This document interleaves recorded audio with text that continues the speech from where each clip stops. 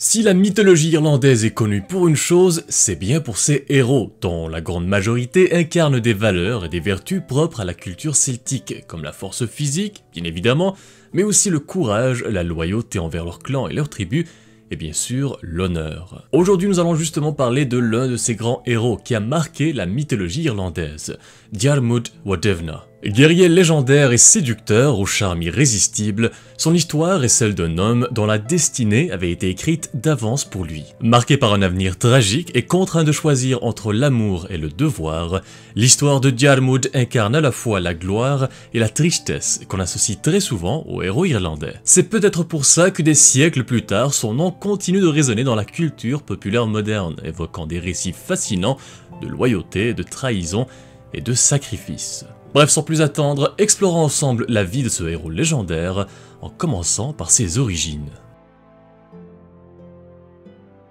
Diarmuid Wodevna est un guerrier issu du cycle fenian, un ensemble de récits de la mythologie irlandaise situé pendant le Haut Moyen-Âge, bien que ces histoires aient été rédigées beaucoup plus tard, autour du XIIe siècle de notre ère. Ces récits mettent de l'avant les aventures et les exploits des Fianna, une bande de guerriers d'élite irlandais au service du haut roi d'Irlande, Cormac MacCart. Leur chef, Finn McCool, était à la fois un leader légendaire et une figure très complexe dans les récits du cycle fenian, jouant un rôle central dans l'histoire du héros que nous allons voir aujourd'hui. Diarmuid était considéré comme l'un des plus grands guerriers des Fianna, aux côtés de héros tels que Finn, Goll MacMorn et Cuchulainn. Ses exploits légendaires, comme ses victoires dans d'innombrables batailles ou ses missions impossibles, où il doit affronter à lui seul des hordes d'ennemis, ont cimenté sa place dans la mythologie irlandaise en tant que guerrier redoutable. Son père, un guerrier nommé Donn, avait été banni de sa tribu à la suite d'un conflit dont les détails varient selon les récits. Il aurait soit enfreint une loi sacrée liée à l'honneur et aux obligations tribales, soit tué le fils de Roch, une figure importante de la mythologie irlandaise, ce qui entraîna son exil.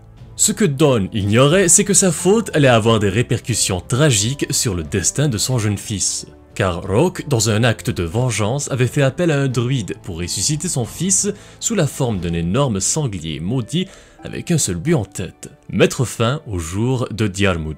Pour Roch, seule la mort du fils de Donn pourrait venger la mort de son propre fils, et c'est cette malédiction qui scella le destin du héros irlandais. Bref, l'exil de son père avait poussé Diarmuid à être élevé sous la tutelle d'Angus Og, le dieu irlandais de l'amour, de la jeunesse et de la créativité. Angus, en plus de l'élever comme un fils, le forma en tant que guerrier exceptionnel et lui offrit des armes légendaires pour l'aider dans son parcours. La première était une grande épée, connue sous le nom de Moraltak, qui peut être traduit par la Grande Fureur. C'était une épée légendaire réputée pour être infailliblement mortelle, elle ne manquait jamais de trancher sa cible. Il lui avait aussi donné 2 lances enchantées, connues sous le nom de Gae Buja, le javelot jaune, et Gae Diarg, le javelot rouge, qui, tous deux, infligeait des blessures si profondes qu'on disait qu'il était impossible d'en guérir. Avec ses armes magiques et son savoir-faire, Diarmuid grandit pour devenir l'un des meilleurs guerriers des Fianna. Puis un jour, après une expédition de chasse avec ses compagnons, ils rencontrèrent par hasard une belle jeune femme qui vivait avec un vieil homme dans une petite maison. Les guerriers avaient décidé de se reposer chez eux et au cours de la nuit, ils tentèrent tour à tour de coucher avec elle, mais elle les rejeta tous, y compris Diarmuid. Mais elle fit quelque chose d'unique pour le jeune guerrier. Elle posa sa main sur son front et y laissa une marque magique, connue sous le nom de Balserke, ou la tache d'amour. Ensuite, elle lui révéla qu'à partir de ce jour-là, aucune femme qui poserait les yeux sur lui ne pourrait résister à son charme, ni lui refuser son amour. Cette marque, qui peut sembler être une bénédiction, s'avéra en réalité être le début de la fin pour Diarmuid, qui ne s'attendait pas du tout des événements à venir. Plus tard, le chef des Fianna, Finn, pleurait la mort de sa femme, et ses hommes décidèrent donc de chercher une nouvelle épouse, digne de lui pour soulager son chagrin.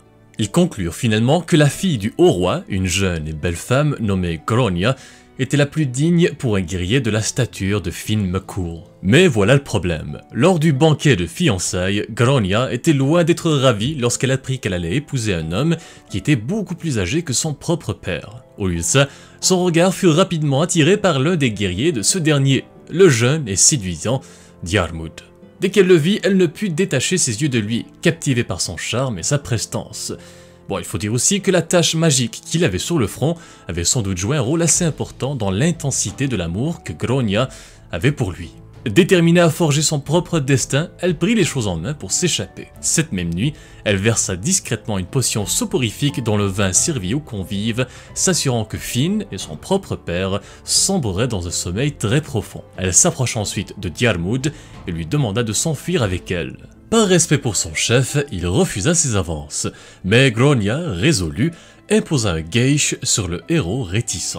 Un geish, c'est une sorte d'obligation magique dans la mythologie irlandaise, contraignant une personne à accomplir une demande précise sous peine de déshonneur ou de malheur. Alors, incapable de résister au geish qui lui avait été imposé, Diarmuid n'eut d'autre choix que d'obéir, et ensemble ils s'enfuirent à travers un passage secret en plein cœur de la nuit. Quand Finn se réveilla le lendemain matin et réalisa que sa future épouse s'était enfuie avec l'un de ses propres guerriers, il fut submergé par la rage et la jalousie. Il rassembla rapidement ses hommes et lança une poursuite acharnée sur eux. Certains des guerriers, comme Oisín et Oscar, bien que loyaux envers Finn, avaient décidé secrètement d'aider Diarmuid et Grania à chaque occasion possible, car il était comme un frère pour eux. C'est donc notamment grâce au soutien de certains membres du Fianna, ainsi qu'à l'aide d'autres alliés, que le couple parvint à échapper à la capture à de nombreuses reprises. La poursuite dura plusieurs années, durant lesquelles ils se cachèrent à travers toute l'Irlande, et, fait remarquable, malgré l'insistance de Grania, Diarmuid refusa toujours de partager sa couche avec elle, encore par respect pour Finn. Finalement, pour mettre fin à la poursuite, un accord fut négocié par Angus Og, le père adoptif de Diarmuid, et Cormac MacCart, le père de Grania et haut roi d'Irlande. Désireux de mettre fin au conflit entre les deux, Cormac maria une autre de ses filles à Finn pour l'apaiser. Par conséquent, Diarmuid et Grania n'avaient plus besoin de fuir la furie du chef des Fianna et s'installèrent donc ensemble et eurent 5 enfants, 4 fils et une fille.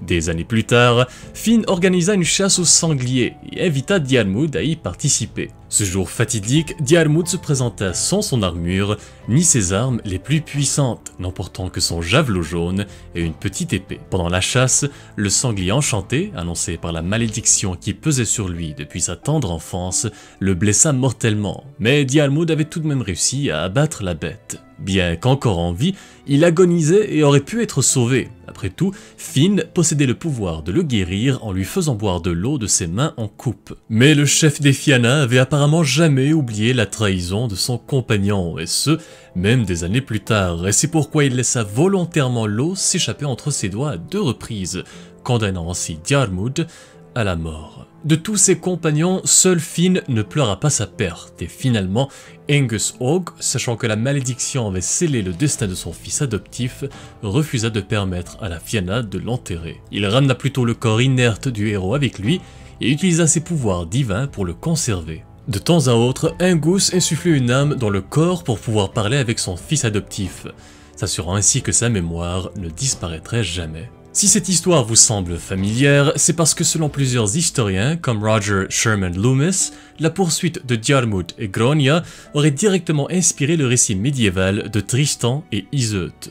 Il existe plusieurs parallèles entre les deux récits, comme l'amour interdit, la fuite des amants face à un mari ou un fiancé jaloux, la poursuite incessante par leurs adversaires et les conséquences tragiques qui en découlent. Diarmuid wa Dyfna est également considéré comme le fondateur mythique du clan écossais Campbell.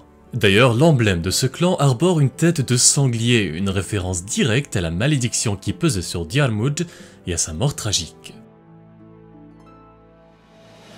Aujourd'hui, son héritage se poursuit notamment à travers la littérature et le folklore irlandais. L'histoire a été reprise dans des récits épiques, des romans modernes et même quelques adaptations théâtrales. Mais il est très possible que la plupart d'entre vous aient découvert Diarmuid à travers des œuvres plus contemporaines, comme notamment Fate, une très grande franchise multimédia créée par le studio japonais Type Moon. Cette franchise englobe plusieurs médias dont le très populaire Fate Grand Order, un RPG mobile assez populaire sorti en 2015.